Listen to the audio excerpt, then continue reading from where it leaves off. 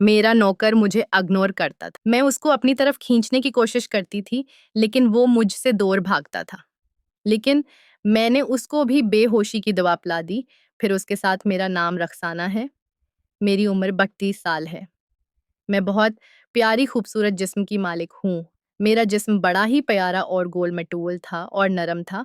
मैं वाक़ई मेरे जिस्म पर अगर कोई हाथ लगाता होता, जैसे मलाई पर हाथ फेरा हो। मेरा ताल्लुक बहुत अमीर घराने से था। किशोर बड़ा बिजनेसमैन था।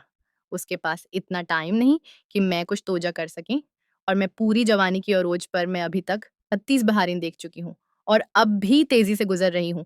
इसलिए मुझे हर चीज की बड़ी तलब होती थी, लेकिन शौहर के पास इतना टाइम नहीं होता था। मैं बंद रहती है और चोर को हर तरह की आज़ादी हो, लेकिन उसकी बिजनेस की टेंशन की वजह से उस चीज का बिल्कुल भी तैयार नहीं था कि मैं भी जरूरत है। वो मेरी बात का बिल्कुल ख्याल नहीं रखा करता था। इसलिए मुझे अपनी प्यास बुझाने करके मर्दों को देखना पड़ता था। दरअसल हमारे घर में नौकर हुआ करता था जिसका अज़म था, आज़म खूबसूरत और जुवान था कि कोई भी लड़की की तरफ देखें और उनसे पहले मना। लेकिन वो आपका था कि किसी की तरफ आँख उठाकर भी नहीं देखा था।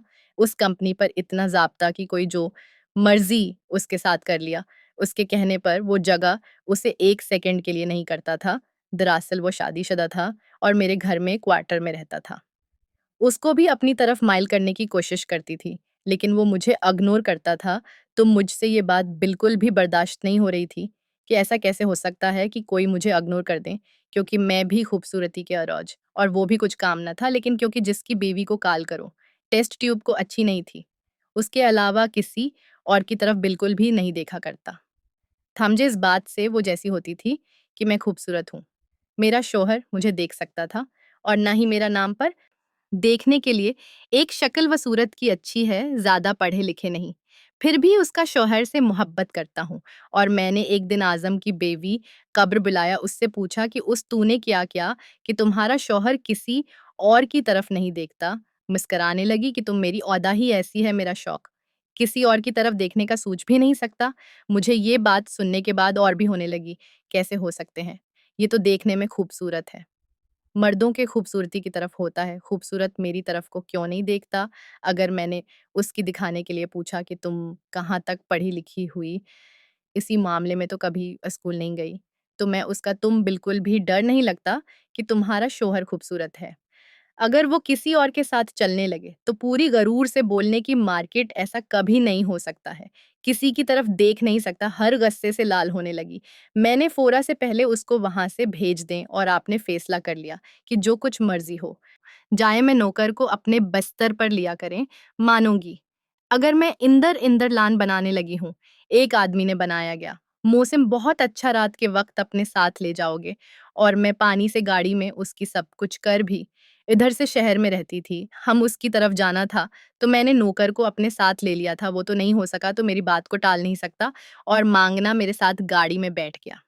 गाड़ी में बैठने के बाद चुपचाप बैठा रहा। मैं गाड़ी चला रही थी। इस आदमी के हाथ पर हाथ लगाने की कोशिश कर रही थी। मैं उसका हाथ पकड़ना चाहती थी, लेकिन वो भी शीशे के चुपकर बैठा हुआ था और मेरी तरफ देखा भी नहीं दे रहा था। मेरा इरादा उसमें था और एक भी करें, और इंसान उसको देखकर मैंने गाड़ी गाज़ी में नौकर की तरफ पूरी हुई नज़रों से देखने लगी। उसने बालकोनी में चली गई ताकि मैं जिस्म की तरफ देखकर, लेकिन इतना पिता था कि तुम मेरी तरफ देखा तक नहीं, और गाड़ी से बाहर निकलकर खड़ा हो गया।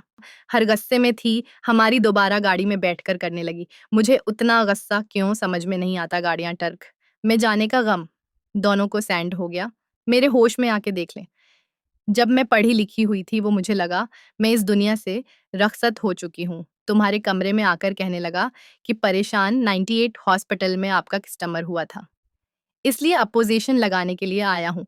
इतने में शराबी कमरे में अगर उसने बताया कि तुम्हारा सेठ होने के बाद मुझे इस वक़्त में भी पहुँच गया हूँ और तुम्हारे सिर पर चोट नहीं पहुँचाएगा, तो बहुत बुरा हाल है।